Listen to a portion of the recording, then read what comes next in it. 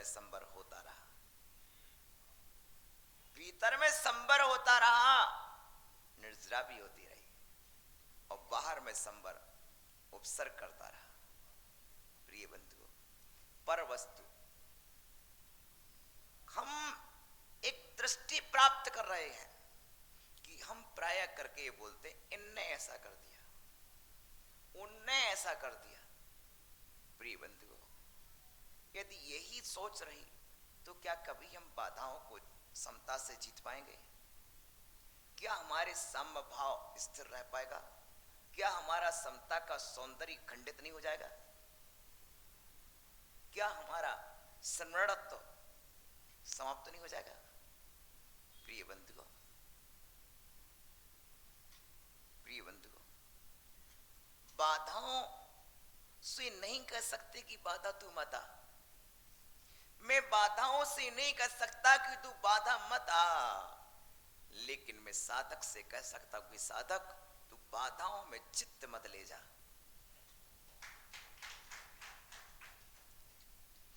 बाधा तभी बाधित करती है जब हम अपना चित्त बाधा की ओर ले जाते हैं। जब तक चित्त में बाधा ना आए तब तक बाधा बाधा नहीं पहुंचाती है। जब तक तुम्हारे चित्त में बाधा ना आए, बाधा बाहर आती है, तुम बाधा को चित्त के भीतर ले जाते हो। ध्यान से सुनिए, जब कोई बाहर समस्या हो, उस समस्या को जब हम चित्त के भीतर ले जाते हैं तो वो समस्या हमें घेर लेती है, और चित्त के भीतर हमें एंट्री ना दें तो समस्या नहीं घेरेगी। बाहर पानी बरसे, ओले बरसे, लेकिन आपकी गाड़ी एयर कंडीशन है, पानी की बूंद अंदर नहीं जा रही, हवा अंदर नहीं जा रही, धूप अंदर नहीं जा रही, क्या प्रभाव? लेकिन तुम भीतर से खिड़की खोलते हो, देख लें बाहर कैसा पानी बरस रहा है।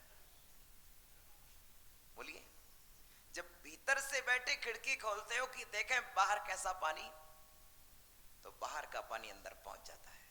उसी तरह तुम अपने चित्त की खिड़की खोलते हो तो बाहर की बाधा तुम्हारे अंदर पहुंच जाती है। सुन रहे? जैन दर्शन की दृष्टियां प्राप्त कर लेना, अन्यथा सास बहू से परेशान रहेगी। दृष्टि नहीं होगी तो बहू सास से परेशान रहेगी, और पीढ़ी दर पीढ़ी क्रम चलता रहेगा। और ये बोध होगा तो कहोगे सास तुम मुझे कदापि परेशान नहीं करती हो, बहू तुम मुझे कदापि परेशान नहीं करती हो। क्यों?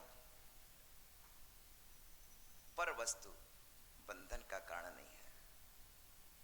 जब तक मैं अपने ज्ञान को मलिन ना करूं, ज्ञान में कसाय को ना मिलाऊं, तब तक मुझे कौन परेशान कर सकता है? याद रखिएगा, तुम ये मत सोचना कि हम तो घर से अलग रहेंगे, घर से अलग रहेंगे, ये मत सोचना। घर वालों को साथ में रखना। चार बर्तन हैं, आवाज आएगी, चार बर्तन रहेंगे, आवाज भी आएगी, लेकिन चार बर्तन होने हैं तभी भोजन की थाली सज पाती है। एक बर्तन से भोजन की थाली नहीं सजती है, एक बर्तन से भोजन की थाली नहीं सजती है। चांदी की थाली हो, चांदी का भी लोटा हो, लेकिन उसी थाली में दाल चावल रोटी भाजी सब रख दो, नहीं सुहाएगी नहीं। लेकिन उसमें छोटी छोटी कटोरियां हो, गिलास हो, और बे भरे हुए हो, बोलो महाराज। हाँ देखो महाराज, हम तो थाली है, तुम कटोरी हो। ये हम थाली हैं, हम थाली हैं, हम थाली हैं भरत भैया। अपन बड़े लोग हैं ना, तो अपन थाली हैं, और घर के छोटे बच्चे चम्मच कटोरी गिलास हैं। क्यों ऐसा क्यों? क्योंकि ध्यान देना, जब नमक रखा जाएगा और मिर्ची रखी जाएगी तो थाली में रखी जाएगी, और रसगुल्ला रखा जाएगा तो कटोरी में रखा जाएगा। क्या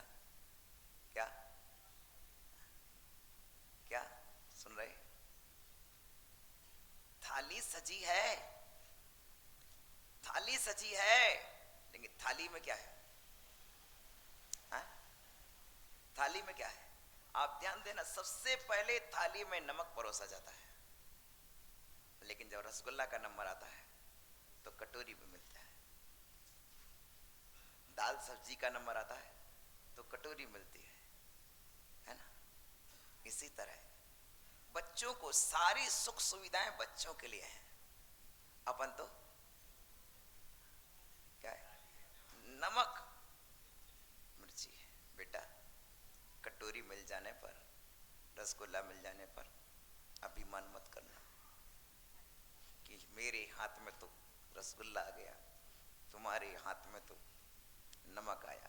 बेटा, रसगुल्ला की कटोरी में कितनी बार हाथ डालोगे? बेटा, रसगुल्ले की कटोरी में कितनी बार हाथ डालोगे? बोलो, चिंता मत कर, रसगुल्ला कितनी बार आएगा। रसगुल्ले की कटोरी में कितनी बार हाथ डालेगा, सब्जी की कटोरी में कितनी बार। लेकिन जब सब्जी में कुछ स्वाद की कमी होगी तो तुम्हें नमक के पास ही आना पड़ेगा। और वो नमक थाली में है। प्रिय बंधुओं, थाली में नमक है, थाली में नमक है, और कटोरी में रसगुल्ला है, कटोरी में बालूशाही है, कटोरी में जलेबी है, कटोरी में दाल है, सब्जी है।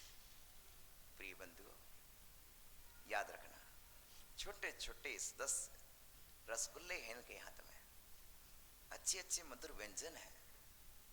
याद रखना, मधुर व्यंजन है, लेकिन व्यंजन तो है, लेकिन याद रखना, भोजन का राजा रसगुल्ला नहीं होता है, भोजन का राजा नमक हुआ करता है। नमक होता है, इसलिए नमक को मधुर रस में ग्रहण किया है। प्रिय बंधुओं, यदि थाली में एक कटोरी कम हो तो चल जाएगा, लेकिन नमक ना हो तो नहीं चलता। उसी तरह यदि रसगुल्ला ना हो तो चल जाएगा, लेकिन प्रिय बंधुओं, स्थान आपका है, आप नमक की तरह हैं, और नमक का काम होता है मेरा श्री सभी सब्जियों में अनुपात में जाना चाहिए, ठीक है ना? जिसमें जितनी आवश्यकता होती है, ठीक है ना? स्वादानुसार हो सकता है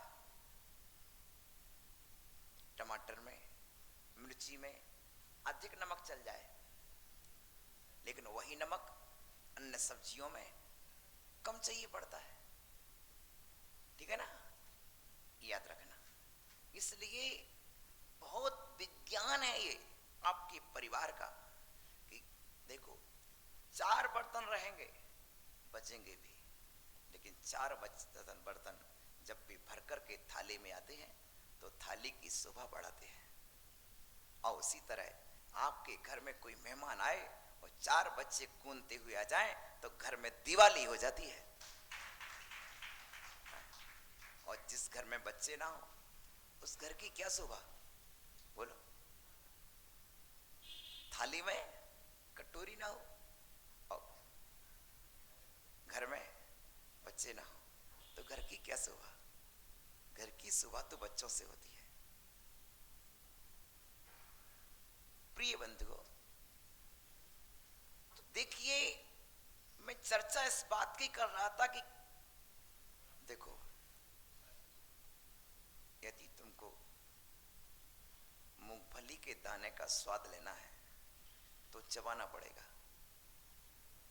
रोटी का भी स्वाद लेना है तो चबाना पड़ेगा, चने का स्वाद लेना है तो चबाना पड़ेगा। चबाओगे तो आवाज आएगी कि नहीं? बोलो, यदि चने का स्वाद लेना है तो चबाने की आवाज को सहना पड़ेगा कि नहीं सहना पड़ेगा? बोलो, यदि चने का स्वाद लेना है तो चबाने की आवाज को, बोलो ना। नहीं, हम किसी की नहीं सुनेंगे, हम सुन के नहीं रह सकते, हम सुन के नहीं रह सकते। अब भी चने की आवाज सुन के आया है, अभी रोटी की आवाज सुन के आया है, हैं? बोलो, सुन के आया कि नहीं? पापड़ की आवाज सुनी थी, चने की आवाज सुनी थी, बोलो, रोटी की आवाज सुनी थी, सुनी कि नहीं? क्यों? और नहीं सुनते तो अरे दांत का काम दांत से हो जाने दो, अन्यथा आंत खराब हो जाएगी। यदि दांत का काम दांत नहीं करेंगे तो आंत खराब हो जाएगी। इसलिए याद रखना, जो काम सुनने का है वो सुन के निकाल लो, जो काम सुनने का है वो सुन के निकाल लो, जो काम सुनने का है वो सुन के निकाल दो। याद रखो, जो काम सुनने का है वो सुन के निकाल लो। क्या सुना? जो काम सुनने का है वो सुन के।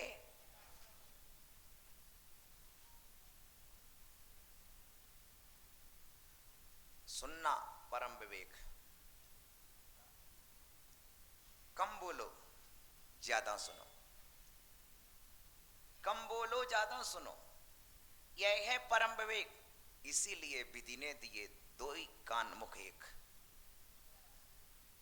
दो कान मिले कि सुनना पर बोलना कम।